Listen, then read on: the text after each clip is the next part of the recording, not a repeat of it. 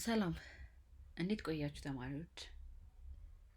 ወደዚህ ከመምጣታችሁ በፊት መጀመሪያ ላይ የሰራችኋቸው ስለ ክፍልፋዮች የተወሰኑ ጥያቄዎች ነበሩ። ስለ ክፍልፋዮች ምን ያህል እንደምታውቁ ራሳችሁ እንድታዩበት እንዳደረጋችሁ ተስፋ አደርጋለሁ። እሺ፣ ስለ ክፍልፋዮች ከመጀመራችን በፊት እስኪ አንድ ድፎ ዳቦን ለአራት ሰዎች እኩል መካፈል ብንፈልግ እንዴት ነው መካፈል የምንችለው? ይህንን ጥያቄ ከመመለሳችን በፊት ይህንን መልከት። ለምሳሌ እዚህ ጋር ስናይ አንድ ሙሉ ብርቱካን አለን። እነዚህ ደግሞ ካየናቸው አንድ ሁለት ሙሉ ብርቱካኖች ናቸው። እነዚህ ደግሞ አንድ ሁለት ሶስት ሙሉ ብርቱካኖች ናቸው። ስለዚህ እነዚህ በሙሉ ቁጥሮች ሊጠቀሱልን የሚችሉ አንድ ብርቱካን ሁለት ወይንም ሶስት የምንለው ነው። አንድ ብርቱካን ለአንድ ሰው መስጠት ብንፈልግ ወይም ሁለት ብርቱካኖች ለሁለት ሰው ማካፈል ብንፈልግ ይህንን እንዴት ማድረግ እንዳለብን ባለፈው ክፍላችን ተምረን ነበረ። አሁን የምናየው አንዱን ብርቱካን ግን ሁለት ቦታ ልክ እንደዚህ ሰንጥቀን ማካፈል ቢኖርብን ምን እንደሚመስል ይሆናል ማለት ነው። እሺ፣ ብርቱካኑ ልክ እንደዚህ ከተከፈለ በኋላ ያሉት እነዚህ ግማሽ ግማሽ ክፍሎች እነዚህን ስናይ ምንድን ነው ብለን የምንጠራው? ሁለት ናቸው አይደሉም አይደል? ስለዚህ ይህ ብርቱካን ሁለት ቦታ ተሰንጥቋል። ስለዚህ ሁለት ብርቱካኖች ቢሆን ኖሮ ቅድም እንዳየነው ሁለት ሙሉ ብርቱካኖች እንለው ነበረ። ነገር ግን ያሁኑ አንድ ብርቱካን ሁለት ቦታ ተከፍሎ ነው እንጂ ሙሉ ሁለት ብርቱካን አይደለም። ስለዚህ ይህንን ምን እንለዋለን? የአንድ ብርቱካን ሁለት ክፍልፋዮች ናቸው። ስለዚህ ግማሽና ግማሽ ብርቱካን ወይንም አንድ ሁለተኛ እንለዋለን ማለት ነው። በዚህ ጊዜ ነው ክፍልፋዮች የሚያስፈልጉን። አንድ ሙሉ የሆነን ነገር ሁለትና ከዛ በላይ የሆነ ቦታ መክፈል ሲያስፈልገን ክፍልፋዮች ያስፈልጉናል። ስለዚህ ይህ የብርቱካኑ አንደኛው ግማሽ ክፍል ነው፣ ይሄኛው ደግሞ ሌላ ግማሽ ክፍል ነው። ስለዚህ የግማሹ ክፍል አንድ ሁለተኛ እንለዋለን። ይህ አንድ ሁለተኛ ወይንም በማካፈል መልኩ የተቀመጠልን ላዕልና ታህት ብለን እንገልጸዋለን። እሺ፣ ስለዚህ ታህት የምንለው መጀመሪያ ብርቱካኑን ስንት ቦታ ነው የከፈለው? ሁለት ቦታ። ስለዚህ ሙሉ ነገሩ ስንት ቦታ እንደከፈልን የሚገልጽልን ነገር ታህት ነው። ስንከፍል ነገሮችን እኩል ቦታ መክፈል ይጠበቅብናል። ስለዚህ የአንድ ሁለተኛ የስረኛው ክፍል ታህት ሲሆን የላይኛው ክፍል ደግሞ ከሁለቱ ውስጥ አንዱን ከሆነ የምንወስደው ምን ያህል እጁን እንደወሰድን የሚገልጽልን የላይኛው ክፍል ደግሞ ላዕል እንለዋለን። በቀላሉ ላይ የሚለው ላዕል፣ ታች የሚለው ታህት በሚል ማስታወስ እንችላለን ማለት ነው።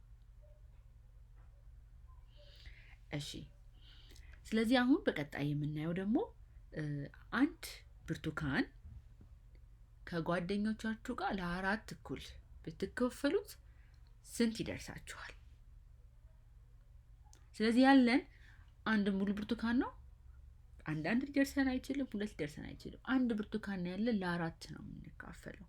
ስለዚህ ሙሉ የሆነ ብርቱካን አይደርሰንም። መጀመሪያ ማካፈል ይጠበቅብናል ማለት ነው ይሄንን ብርቱካን። ስለዚህ ብርቱካኑን አራት እኩል ቦታ በዚህ መልኩ መክፈል ይጠበቅብናል። ስለዚህ አንዱን ብርቱካን አራት ቦታ ከሆነ እኩል የከፈልነው በቀላሉ ታህታችን አራት እንደሆነ እናውቃለን። ምክንያቱም ሙሉ ነገር አራት ቦታ ስለከፈል ነው። ስለዚህ ለእያንዳንዳችሁ ሊደርስ የሚችለው ለአንዳችሁ ይሄኛው፣ ለሌላችሁ ይሄኛው፣ ለሌላኛችሁ ይሄኛው ነው። ስለዚህ ለአንዳችሁ ሊደርስ የሚችለው ይሄኛው አንዱ ነው።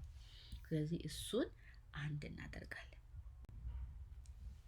ስለዚህ ለእያንዳንዳችሁ ሊደርሳችሁ የሚችለው ሙሉ አንድ ሳይሆን የብርቱካኑ አንድ አራተኛ ወይንም ሩብ ይሆናል። እያንዳንዳችሁ አንድ አራተኛ ወይንም ሩብ ይደርሳችኋል ማለት ነው። በጣም ጥሩ። ስለዚህ አሁን እስኪ ይሄንን ጥያቄ አብረን እንመልከት። ስለዚህ የዚህን ክፍልፋይ እንድናስቀምጥለት ነው አይደል ይሄ ጥያቄ እየጠየቀን ያለው። ክፍልፋዩን በምን መልኩ እናስቀምጠው?